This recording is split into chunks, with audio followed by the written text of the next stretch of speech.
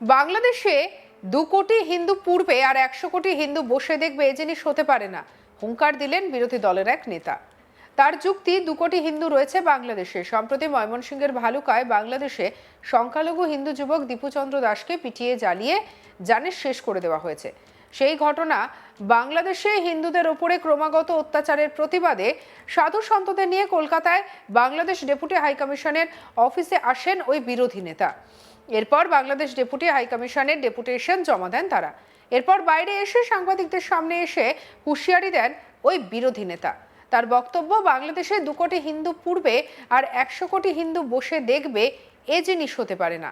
ব্যবস্থা যদি না নেয়, খালা মমতা যতই প্রাচীর করে রাখুক, আমরা তুলে ফেলে দেব।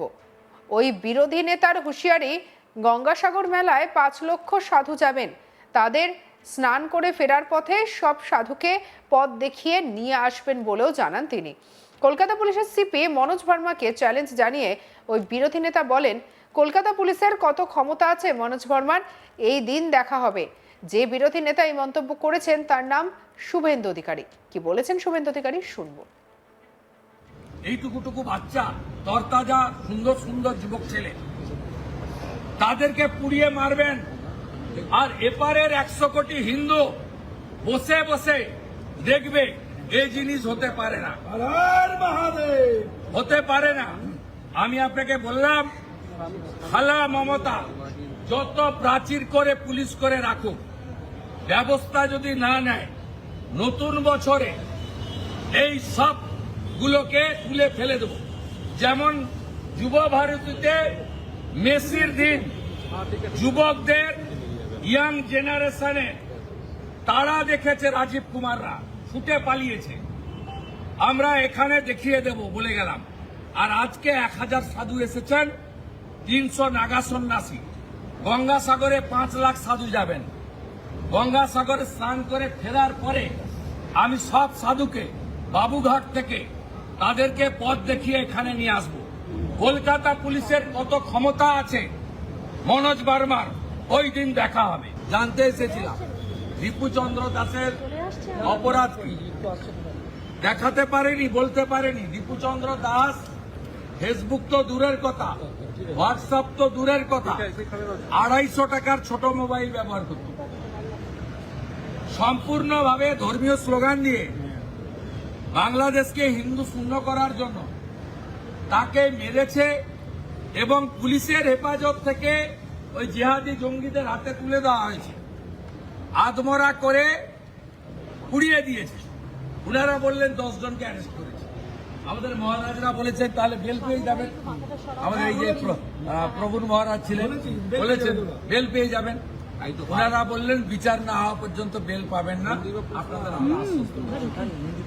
দ্বিতীয়, আমরা বলেছি মৃত্যুর কোনো ক্ষতিপূরণ হয় না। আপনারা ক্ষতিপূরণ কি করছেন না, রাষ্ট্র দায়িত্ব নিয়েছে ওনার পরিবারে। আমরা কি দায়িত্ব নিয়েছেন পাবলিকলি জানান, আমাদের নাইবা জানাবেন। আমরা পরিষ্কার বলেছি যেটা বন্ধ হবে কবে, বন্ধ হবে কবে, হিন্দু নির্যাতন বন্ধ কবে হবে। প্রভুরা বলেছেন, চিন্ময় প্রভুকে কোন অপরাধে 2 বছর জেলে রেখেছেন, 1.5 বছর। উত্তর ওনাদের লিমিটেশন আছে, ডেপুটি হাই কমিশনার কতটা উত্তর দেবে। তবুও অনেকগুলো কথায় উত্তর দিতে পারেননি। সাধু সমাজ যারা আমার সঙ্গে ছিলেন আজকে, তারাও অত্যন্ত ব্যথিত কণ্ঠে বলেছেন যে এটা বন্ধ না হলে আমরা রিয়াক্ট করব। আমি উদাহরণ দিয়েছি, গাজাতে যে লড়াই ইসরায়েল করছে কেন, ইহুদিদের বাঁচানোর জন্য। ইরান সহ ইসলামিক কান্ট্রি প্যালেস্টাইনকে সাহায্য করছে কেন, যেহেতু প্যালেস্টাইন ইসলামিক কান্ট্রি, এটা ধর্মীয় কারণে। আমি প্রশ্ন করেছি বাংলাদেশ সরকারকে যে আগের প্রধানমন্ত্রী হাসিনা ওয়াজেদ রোহিঙ্গা মুসলমানদের কক্সবাজারে থাকতে দিয়েছিলেন কেন, মুসলমান বলে। তাহলে ওপারে 2 কোটি হিন্দু আছে, তারা মার খাবে, পুড়িয়ে দেবেন যুবক ছেলেগুলোকে। এইটুকুটুকু বাচ্চা, তরতাজা সুন্দর সুন্দর যুবক ছেলে, তাদেরকে পুড়িয়ে মারবেন, আর এপারের 100 কোটি হিন্দু বসে বসে দেখবে এই জিনিস হতে পারে না। এদিন শুভেন্দু অধিকারী 1000 সাধু এবং 300 নাগা সন্ন্যাসীকে নিয়ে বাংলাদেশ ডেপুটি হাই কমিশনে আসেন। ময়মনসিংহের যুবক দীপু চন্দ্র দাসের অপরাধ কি ছিল তা জানতে চান শুভেন্দু অধিকারী এবং সঙ্গে থাকা মহারাজরা। জবাবে বাংলাদেশ ডেপুটি হাই কমিশনের তরফে জানানো হয়েছে 10 জনকে গ্রেপ্তার করা হয়েছে, বিচার না হওয়া পর্যন্ত তারা জামিন পাবেন না। কি বলেছেন শুভেন্দু অধিকারী আরো একবার শুনবো। এইটুকুটুকু বাচ্চা, তরতাজা সুন্দর সুন্দর যুবক ছেলে, তাদেরকে পুড়িয়ে মারবেন, আর এপারের 100 কোটি হিন্দু বসে বসে দেখবে। এই জিনিস হতে পারে না,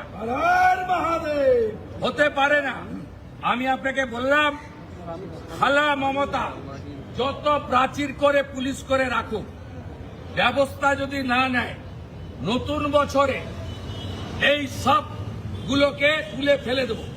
যেমন যুব ভারতীতে মেসির দিন যুবকদের, ইয়াং জেনারেশনে তারা দেখেছে রাজীব কুমাররা ছুটে পালিয়েছে, আমরা এখানে দেখিয়ে দেব বলে গেলাম। আর আজকে 1000 সাধু এসেছেন, 300 নাগা সন্ন্যাসী। গঙ্গাসাগরে 5 লাখ সাধু যাবেন। গঙ্গাসাগরে স্নান করে ফেরার পরে আমি সব সাধুকে বাবুঘাট থেকে তাদেরকে পথ দেখিয়ে এখানে নিয়ে আসব। কলকাতা পুলিশের কত ক্ষমতা আছে মনোজ বার্মার ওই দিন দেখা হবে। জানতে এসেছিলাম দীপু চন্দ্র দাসের অপরাধ কি, দেখাতে পারেনি, বলতে পারেনি। দীপু চন্দ্র দাস ফেসবুক তো দূরের কথা, হোয়াটসঅ্যাপ তো দূরের কথা, 250 টাকার ছোট মোবাইল ব্যবহার করত। সম্পূর্ণভাবে ধর্মীয় স্লোগান দিয়ে বাংলাদেশকে হিন্দু শূন্য করার জন্য তাকে মেরেছে এবং পুলিশের হেফাজত থেকে ওই জিহাদি জঙ্গিদের হাতে তুলে দেওয়া হয়েছে, আদমরা করে পুড়িয়ে দিয়েছে। উনারা বললেন 10 জনকে অ্যারেস্ট করেছে। আমাদের মহারাজরা বলেছেন তাহলে বেল পেয়ে যাবেন। আমাদের এই যে প্রভুর মহারাজ ছিলেন বলেছেন বেল পেয়ে যাবেন। ওনারা বললেন বিচার না হওয়া পর্যন্ত বেল পাবেন না, আপনাদের আমরা আশ্বস্ত করছি। দ্বিতীয়, আমরা বলেছি মৃত্যুর কোনো ক্ষতিপূরণ হয় না। আপনারা ক্ষতিপূরণ কি করছেন না, রাষ্ট্র দায়িত্ব নিয়েছে ওনার পরিবারে। আমরা কি দায়িত্ব নিয়েছেন পাবলিকলি জানান, আমাদের নাইবা জানাবেন। আমরা পরিষ্কার বলেছি যেটা বন্ধ হবে কবে, বন্ধ হবে কবে, হিন্দু নির্যাতন বন্ধ কবে হবে। প্রভুরা বলেছেন চিন্ময় প্রভুকে কোন অপরাধে 2 বছর জেলে রেখেছেন, 1.5 বছর। উত্তর ওনাদের লিমিটেশন আছে, ডেপুটি হাই কমিশনার কতটা উত্তর দেবে। তবুও অনেকগুলো কথায় উত্তর দিতে পারেননি। সাধু সমাজ যারা আমার সঙ্গে ছিলেন আজকে, তারাও অত্যন্ত ব্যথিত কণ্ঠে বলেছেন যে এটা বন্ধ না হলে আমরা রিয়াক্ট করব। আমি উদাহরণ দিয়েছি, গাজাতে যে লড়াই ইসরায়েল করছে কেন, ইহুদিদের বাঁচানোর জন্য। ইরান সহ ইসলামিক কান্ট্রি প্যালেস্টাইনকে সাহায্য করছে কেন, যেহেতু প্যালেস্টাইন ইসলামিক কান্ট্রি, এটা ধর্মীয় কারণে। আমি প্রশ্ন করেছি বাংলাদেশ সরকারকে যে আগের প্রধানমন্ত্রী হাসিনা ওয়াজেদ রোহিঙ্গা মুসলমানদের কক্সবাজারে থাকতে দিয়েছিলেন কেন, মুসলমান বলে। তাহলে ওপারে 2 কোটি হিন্দু আছে, তারা মার খাবে, পুড়িয়ে দেবেন যুবক ছেলেগুলোকে।